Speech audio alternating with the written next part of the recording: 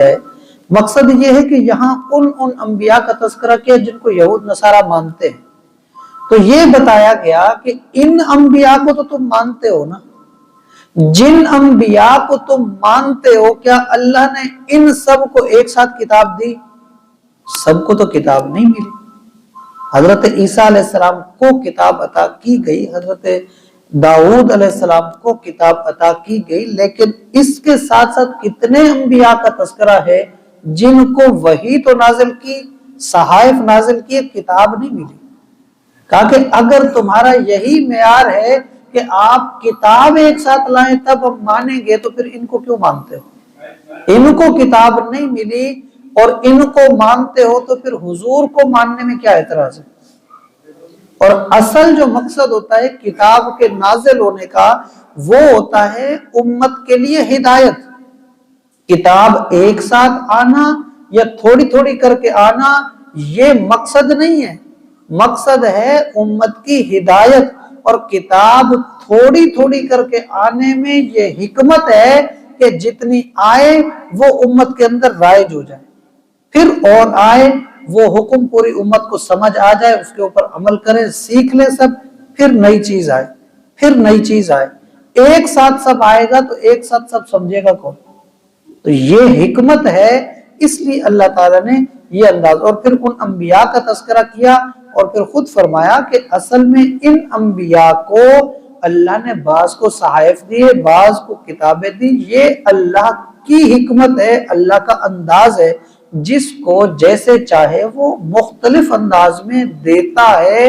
تو یہ بات نہیں کر سکتے کہ ایک ساتھ آئے تو مانے، ایک ساتھ نہ آئے تو ہم اعتراض کریں، تو پھر اعتراض یا تو سب کے اوپر بنے یا پھر حضور پر بھی نہ بنے۔ یہ ایک انداز میں سمجھایا گیا اور انہی کو انہی کی طرز کے اندر بات کر کے ان کے اس جو اعتراض تھا اس کا رد کیا گیا۔ در حقیقت اب یہ تو تھا ان سے متعلق، لیکن ہمارے لیے کیا سبق ہے؟ کئی سارے اس میں مسائل ہیں۔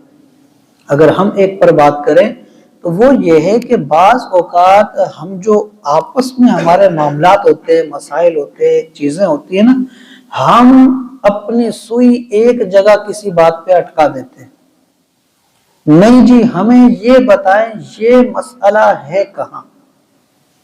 اچھا بندہ اگر سامنے سے پیش کر بھی رہا ہو کہ یہ نہیں مجھے چاہیے قرآن پاک میں، آپ قرآن سے ثابت کریں، حدیث، آج حدیث کی بات چلے تو نہیں ہمیں چاہیے صرف صحیح بخاری شریف، ہمیں صحیح حدیث دکھائے، تو باقی حدیثیں نہیں ہیں کیا؟ ہر چیز کو ایک ہوتا ہے نا کہ جب بات سمجھ آئے اور بات سمجھ آنے کی ہو تو اسے چاہیے کہ پھر سوئی نہ اٹکائے بلکہ اس بات کو تسلیم کریں، بحث مباحثے میں نہ جائیں بلکہ حق کی تلاش کی نیت کے ساتھ اس بات کو تسلیم کریں۔ ہم بعض اوقات اسی بحث و مباحثے اور اپنے آپ کو ایک علمی شاہکار سمجھتے ہوئے جب ہم پڑھتے ہیں بہت بڑی بڑی غلطیوں کے اندر ہم پھنس جاتے ہیں۔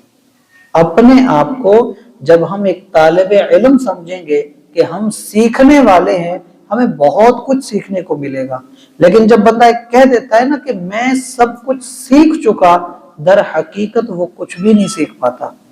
پھر کیونکہ بندے کے اپنے دل میں ایک چیز آتی ہے کہ مجھے سب پتا ہے، تو سامنے والے کو وہ صحیح سمجھے گا کیسے؟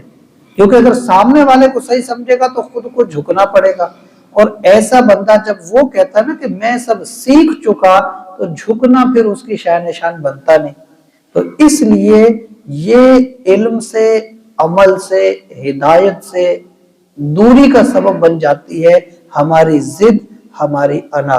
تو بہانے نہیں کرنے چاہیے بلکہ جہاں ہمیں ملے وہاں تسلیم کرنا چاہیے، اور بالخصوص جب بات دین کی ہو تو پھر دین میں ہمیں دینداروں کو دیکھنا چاہیے